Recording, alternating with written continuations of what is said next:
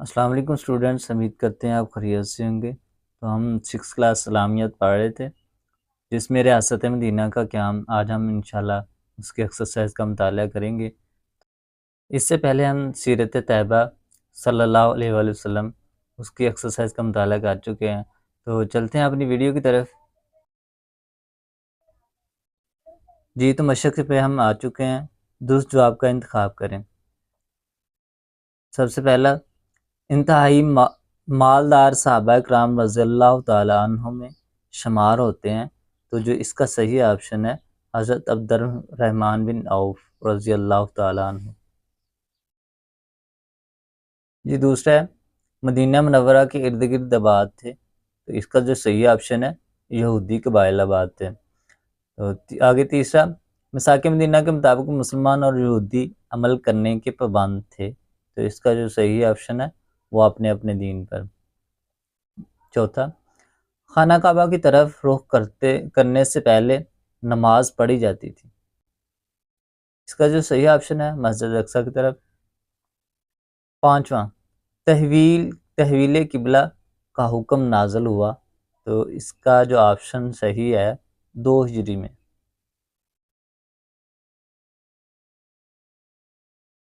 آگے خالی جگہ پر کریں۔ ہجرت کے بعد مدینہ منورہ میں سب سے بڑا مسئلہ مہاجرین کی خالی جگہ میں جو آتا ہے لفظ آباد کاری تھا۔ تحویل قبلہ کے حکم کے وقت نبی کریم صلی اللہ علیہ وسلم ظہر، اس کا جو خالی جگہ میں آپشن آتا ہے ظہر کی نماز کی امامت فرما رہے تھے۔ آگے تیسری خالی جگہ، واقعات مدینہ کا مقصد یہ تھا کہ لوگوں کے دلوں سے جہلیت کا جو اس کا آپشن آتا ہے خالی جگہ میں تعصب کا ختم ہو جائے۔ جی چوتھا، میثاق مدینہ کو امن عالم کا پہلا تحریری، تو اس کا جو خالی جگہ میں آپشن آتا ہے دستور کہا جاتا ہے۔ پانچواں، تحویل قبلہ سے پہلے مسلمان ڈیش میں جو لفظ آتا ہے بیت المقدس کی طرف رخ کر کے نماز ادا کرتے تھے۔ آگے مختصر سوالات ہیں۔ سب سے پہلا سوال ہے، قرآن مجید میں کس وجہ سے انصار کی تعریف کی گئی ہے؟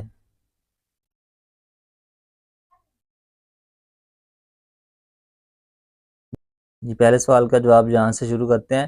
مہاجرین جو مدینہ منورہ کے آنے کے بعد خود کو تنہا محسوس کر رہے تھے، اپنے بھائیوں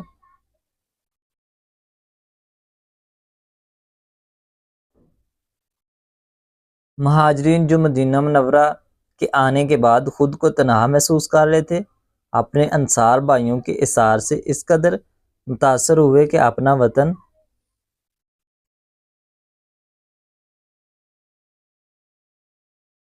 وطن چھوڑنے کا غم بھول گئے۔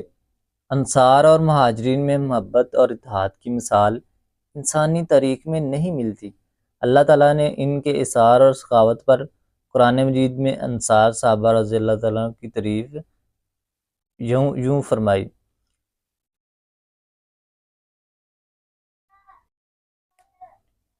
جی دوسرا مختصر سوال، میثاق مدینہ میں اخراجات کی ذمہ داری کس پر ڈالی گئی؟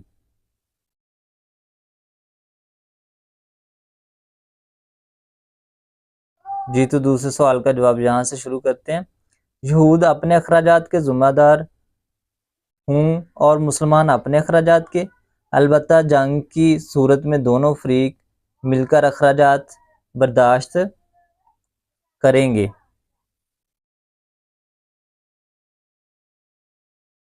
جی تیسرا سوال، میثاق مدینہ کی روشنی میں بیرونی حملے کی صورت میں کیا طے پایا؟ جی تو تیسرے سوال کا جواب یہاں سے شروع کرتے ہیں۔ اگر کوئی بیرونی دشمن مسلمان یا یہود میں سے کسی ایک پر حملہ کرے گا تو دونوں مل کر اس کا مقابلہ کریں گے، تو یہ اس کا جواب ہے۔ چوتھا سوال، ظہر کی نماز کی کس رکعت میں تحویل قبلہ کا حکم نازل ہوا؟ تو یہاں پہ تیسری رکعت میں۔ پانچواں سوال، تحویل قبلہ سے کیا مراد ہے؟ پانچواں سوال، تحویل قبلہ سے کیا مراد ہے؟ تو جی یہاں سے آپ نے شروع کرنا ہے، اوپر میں نے لکھا ہوا ہے تحویل قبلہ سے مراد قبلہ کی تبدیلی ہے۔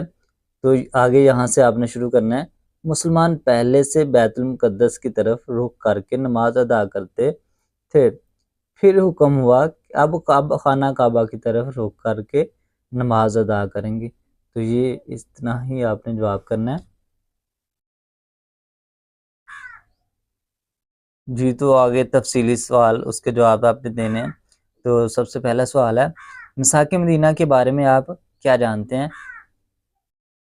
جو اسٹوڈنٹس مساک مدینہ کے اوپر ہیڈنگ لکھی ہوئی ہے، تو آپ نے پہلا لانگ جو ہے یہاں سے لے کے تو آپ نے یہاں تک کر لینا ہے۔ تو آگے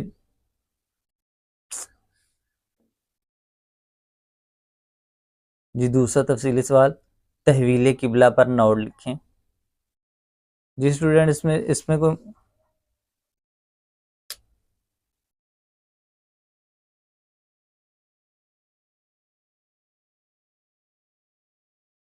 جی اسٹوڈنٹس اس میں کوئی مشکل تو نہیں آ رہی کیونکہ اوپر ہیڈنگ لکھی ہوئی ہیں۔ تو یہ تحویل قبلہ ہے جو دوسرا آپ نے لانگ کرنا ہے، تو یہاں سے شروع ہوتا ہے اور یہاں تک آپ کا ختم ہو جاتا ہے۔ تیسرا سوال، مساک مدینہ کے دفعات تحریر کریں۔ جی اسٹوڈنٹس اس کو بھی ڈھونڈنا آسان ہے، مساک مدینہ کی شرائط یہ دفعات ہی ہوتی ہیں۔ تو یہاں سے آپ نے شروع کرنا ہے، تو آپ نے یہ جتنے سٹارز بنے ہوئے ہیں آپ نے اتنے کر لینے ہیں۔ تو یہ اس کی دفعات ہیں۔ امید کرتے ہیں کہ آپ کی ویڈیو اچھی لگی ہوگی۔ اگلی ویڈیو تک کے لیے اجازت دیجیے، اللہ حافظ۔